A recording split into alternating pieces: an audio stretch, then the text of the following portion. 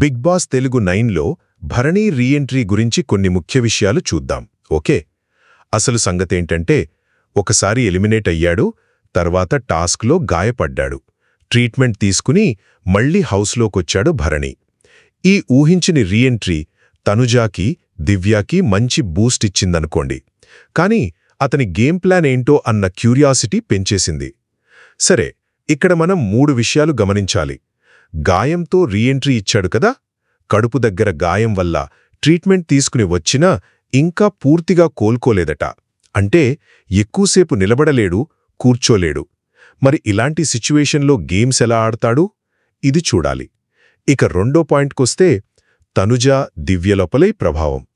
భరణి రావడం అంటే నాన్న అని పిలిచే తనుజాకు, అన్నయ్య అనుకునే దివ్యాకు ఇది ఎమోషనల్గా చాలా పెద్ద బలం కదా. వాళ్ల గేమ్కి ఇది మంచి బూస్టింగ్ ఇచ్చినట్టే.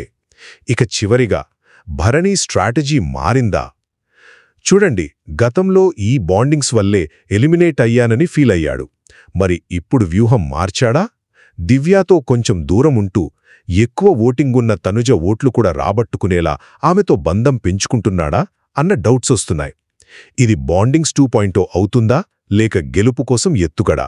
సో మొత్తానికి చెప్పాలంటే గాయంతో తిరిగొచ్చిన భరణి కొత్త వ్యూహంతో, ముఖ్యంగా తనుజ, దివ్యలతో అతని ఈక్వేషన్స్ హౌస్లోని డైనమిక్స్ను ఎలా మార్చబోతున్నాయో చూడాలి.